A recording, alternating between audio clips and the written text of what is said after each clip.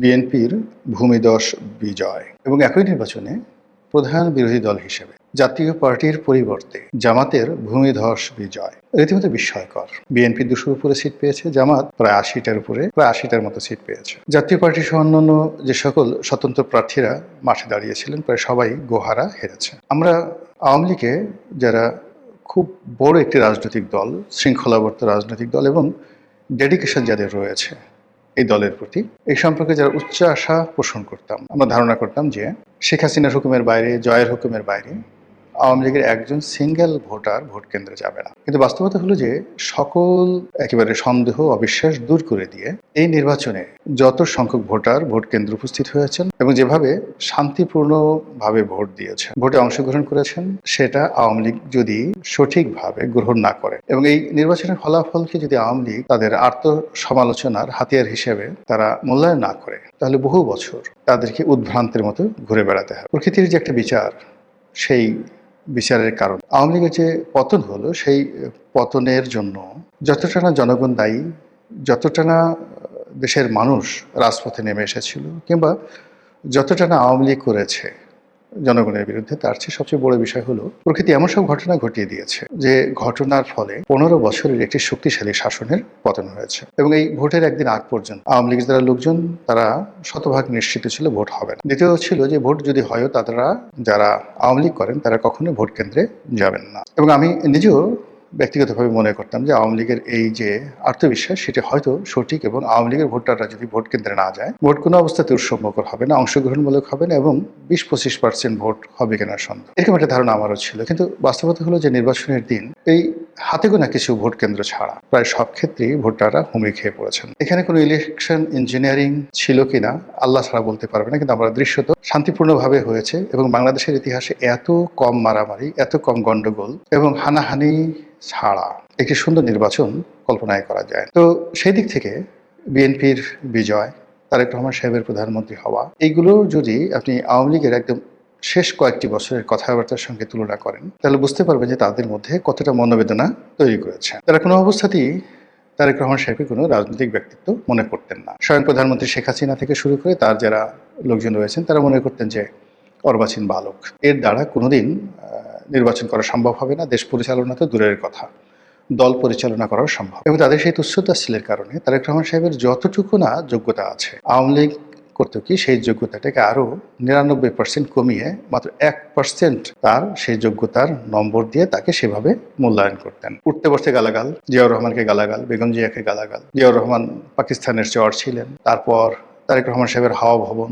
দুর্নীতি, অনিয়ম, যথেচ্ছার, যা নিয়ে আওয়ামী লীগের লোকজন যেভাবে কথাবার্তা বলেছেন, আপনি ওই সময় সংসদের যে কার্যপ্রণালী বিধি রয়েছেন সেগুলো শুনলেই বুঝতে পারবেন যে ওই সময়টিতে আওয়ামী লীগের নেতৃবৃন্দ, শেখ সেলিম থেকে শুরু করে অন্যান্য সিনিয়র নেতৃবৃন্দ, এমনকি তোফায়েল আহমেদ, আমির হোসেন আমু, মতিয়া চৌধুরী এবং স্বয়ং প্রধানমন্ত্রী শেখ হাসিনা বেগম জিয়া সম্পর্কে, জিয়াউর রহমান সম্পর্কে, তারেক জিয়া সম্পর্কে কী সব কথাবার্তা বলেছেন।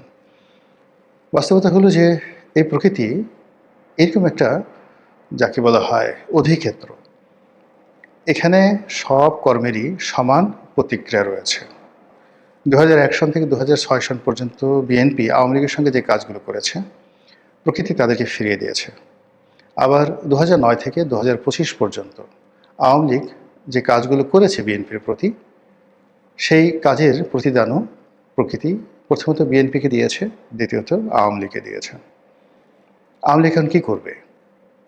তারা যতবার শুনবে যে প্রধানমন্ত্রী তারেক রহমান জাতির উদ্দেশ্যে ভাষণ দেবেন, প্রধানমন্ত্রী তারেক রহমান ভারত ভ্রমণে যাবেন, আর বিমানবন্দরে তাকে অভ্যর্থনা জানানোর জন্য স্বয়ং নরেন্দ্র মোদী উপস্থিত, এ দৃশ্য যখন শেখ হাসিনা দেখবেন, তার লোকজন দেখবেন, তাদের কেমন লাগবে, কতটা কষ্ট তারা পাবেন। তারা কি তারেক রহমান সাহেবের যে সাহায্য, সহযোগিতা, অনুকম্পা, এগুলো নিয়ে বাংলাদেশে আসবেন, রাজনীতিতে পুনর্বাসিত হবেন? অথবা তারেক রহমান সাহেব যদি তার উদারতা ভুলে গিয়ে প্রতিহিংসা পরায়ণ হয়ে ওঠেন আওয়ামী লীগের মতো, এবং আওয়ামী লীগের লোকজনদেরকে তিনি তার গতানুগতিক বাংলাদেশের যে ট্রেডিশন, সেই ট্রেডিশন অনুযায়ী শাস্তি দেন, মামলাগুলো চালিয়ে নেন, যেগুলো আইসিটিতে মামলাগুলো চলছে সেই মামলাগুলো তিনি চালিয়ে নেন, এবং আওয়ামী লীগ যেভাবে বলতো 71-এর সময় যে মামলাগুলো হয়েছিল বেগম জিয়ার বিরুদ্ধে, তারেক রহমান সাহেবের বিরুদ্ধে সেই মামলাগুলো আওয়ামী লীগ চালিয়ে নিয়েছিল এবং বলছিল আমরা তো এই মামলাগুলো দেইনি। এই মামলাগুলো ১/১১ সময়টিতে যারা সেনা শাসক ছিলেন তারা দিয়েছেন। তো এখনও যদি তারেক রহমান সাহেব বলেন যে শেখ হাসিনার বিরুদ্ধে, আওয়ামী লীগের বিরুদ্ধে আমরা তো কোনো মামলা দেইনি, এই মামলাগুলো ডক্টর মোহাম্মদ ইউনূসের জমানায় হয়েছে, আর এখন বাংলাদেশের কোর্ট কাছারি স্বাধীন বিচার ব্যবস্থা রয়েছে, আমরা তো সেই বিচার ব্যবস্থায় হস্তক্ষেপ করতে পারি না। অর্থাৎ শেখ হাসিনার মুখের ভাষাগুলো, আইনমন্ত্রী আনিসুল হকের মুখের ভাষাগুলো যদি এখন তারেক রহমান সাহেব অনুকরণ করেন, একই কথা বলেন, তাহলে আওয়ামী লীগের জন্য কী পরিস্থিতি হবে। ১ ২ নম্বর হলো যে গত অল্প কয়েকদিনের মধ্যে আমরা তারেক রহমান সাহেবের বাংলাদেশে আগমন যত দ্রুত তিনি সিদ্ধান্ত নিয়েছেন এবং দেশে আসার পর তিনি যেভাবে নিজেকে উপস্থাপন করেছেন এবং যতটা পরিশ্রম করে সারা বাংলাদেশ চষে বেরিয়েছেন, এতে নিশ্চিত করে বলা যায় যে ২০০১ সনের তারেক রহমান সাহেব এবং ২০২৫ সনের তারেক রহমান সাহেবের মধ্যে আকাশ এবং পাতাল পার্থক্য। অন্যদিকে ২০০৯ সনের শেখ হাসিনা কিংবা ২০২৫ সনের সজীব ওয়াজেদ জয় বা আর তারেক রহমান সাহেব এক জিনিস নয়। তার সঙ্গে রাষ্ট্রের ক্ষমতা, আন্তর্জাতিক মহলের সাহায্য এবং সহযোগিতা সব মিলিয়ে আওয়ামী লীগকে তাদের নীতি, আদর্শ, চিন্তা, চেতনা, অঙ্গ, ভঙ্গি, কথাবার্তা, রং ঢং সব কিছু পরিবর্তন করতে হবে। আদারওয়াইজ এই রাজনীতিতে তাদের ফিরে আসাটা সুদূর পরা হতো। ধরুন তারেক রহমান সাহেব তো প্রায় ১৭ বছর পরে এলেন। এখন জয় যদি ১৭ বছর পরে আসেন, জয়ের বয়স এখন প্রায় ৫৫ বছর। ১৭ বছর পরে জয়ের বয়স কত বছর হবে? ৬৫, ৭০, ৭২ বছর বয়স। ১৭ বছর পর শেখ হাসিনা কতদিন থাকবেন? আল্লাহ তো ন্যায় বিচারক। তিনি বিএনপিকে যে কর্মের জন্য ১৭ বছর শাস্তি দিয়েছেন, আর আওয়ামী লীগকে সেই কর্মের জন্য যদি কম করে হইলেও ১৭ বছর বা ২০ বছর সাজা দেন, তাহলে এখন যারা আছেন তারা কোথায় থাকবেন, কী বলবেন, কী করবেন ইত্যাদি অনেকগুলো বিষয়। আর এই যে আওয়ামী লীগের দুর্ভোগ এবং দুর্দশা, এটাকে সংক্ষিপ্ত করার জন্যে আওয়ামী লীগ যে কাজটি করতে পারে সেটা হল তওবা, অনুশোচনা, নিজের ভুল স্বীকার করা এবং জায়নামাজে বসে তাহাজ্জুদের নামাজ পড়ে মহান আল্লাহ রাব্বুল আলামিনের কাছে কান্নাকাটি করা।